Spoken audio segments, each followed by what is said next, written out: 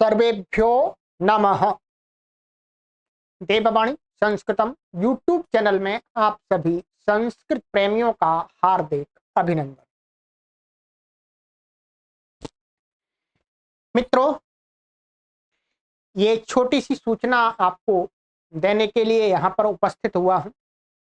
आपसे निवेदन है कि इस सूचना को ध्यानपूर्वक पहले सुनिएगा और सुनकर के संस्कृत भाषा के व्यापक प्रचार प्रसार के हेतु अधिक से अधिक शेयर भी कीजिए। सबसे पहले मैं आपको ये निवेदन कर देना चाहता हूं कि देववाणी संस्कृतम यूट्यूब चैनल संस्कृत भाषा को आप सभी को निःशुल्क सिखाता है, कोई शुल्क नहीं लेता। ठीक है, चलिएगा। यदि आपने चैनल को सब्सक्राइब नहीं किया है तो चैनल को सबसे पहले सब्सक्राइब करके हमें समर्थन दीजिएगा, हमारा उत्साहवर्धन कीजिएगा।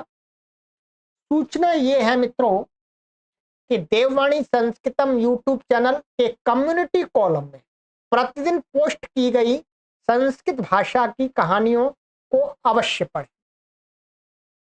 यहां पर हमारे हजारों की संख्या में संस्कृत भाषा को सीख रहे हैं हमारे पाठक, हजारों की संख्या में व्याकरण का अध्ययन कर रहे हैं।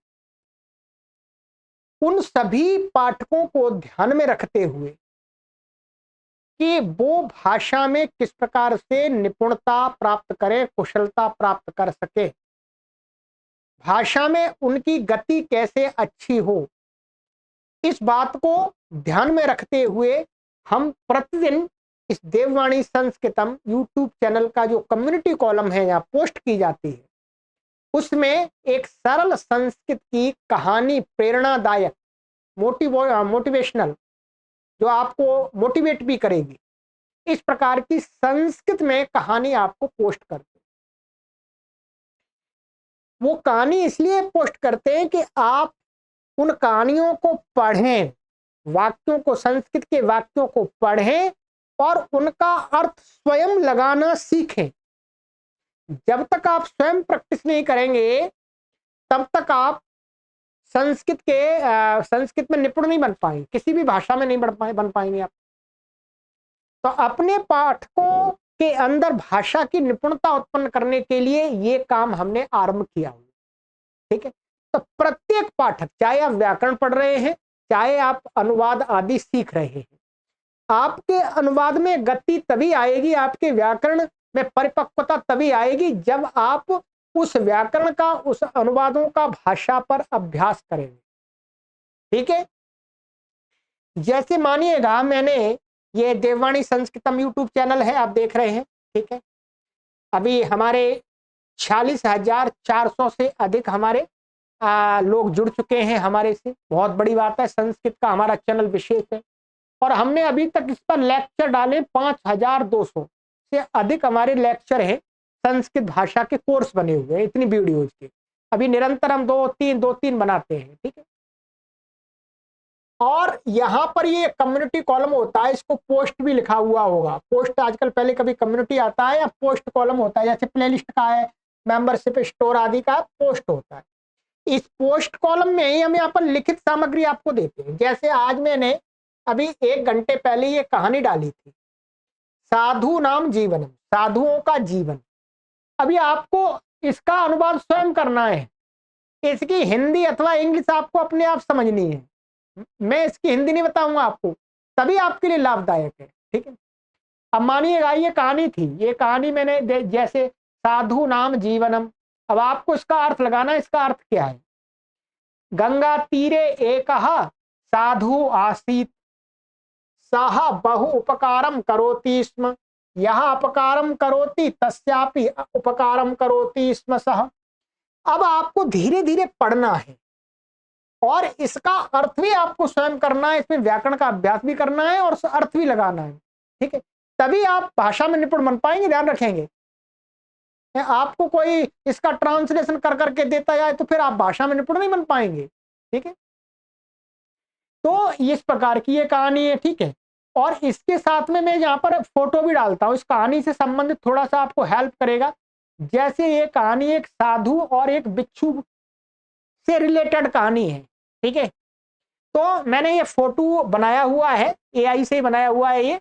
ये हाथ में बिच्छू पकड़े हुए हैं, ठीक है, और ये साधु है।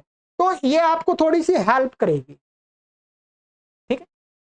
इसी प्रकार से मैंने कल जो डाली थी एक स्टोरी, सम्राट की दृशः स्यात्, राजा किस प्रकार का होना चाहिए, ठीक है, उसके लिए देखिए फोटो मैंने डाला था, ठीक है, और ये स्टोरी थी, ठीक है। ये यहाँ पर सुरक्षित रहती है, आप इसको 1 साल बाद भी पढ़ पाएंगे। मैं इसमें पोस्ट कॉलम में हजारों कहानियां डालूंगा, आगे हजारों कहानियां मैं डाल दूंगा इसमें। आपके पास में संस्कृत की कोई पढ़ने की पुस्तक नहीं है तो आप यहाँ पर आराम से अभ्यास कर सकते हैं, ठीक है, ध्यान रखेंगे। अब ये कहानी डाली थी मैंने, ठीक है। अब इसको आपको इसको अर्थ लगाना है, ठीक है। छोटी छोटी कहानी होती है, बड़ी बड़ी कहानियां नहीं, ठीक है, ठीक है। ये कहानी है, ये इसमें राजा, ये आपको हेल्प करेगी। तो इस प्रकार से इसमें अभी तक हमने बहुत कहानियां डाल दी हैं और आगे हम निरंतर डाल रहे हैं, ठीक है। ये ही आपको संस्कृत भाषा का संभाषण सिखाएंगे।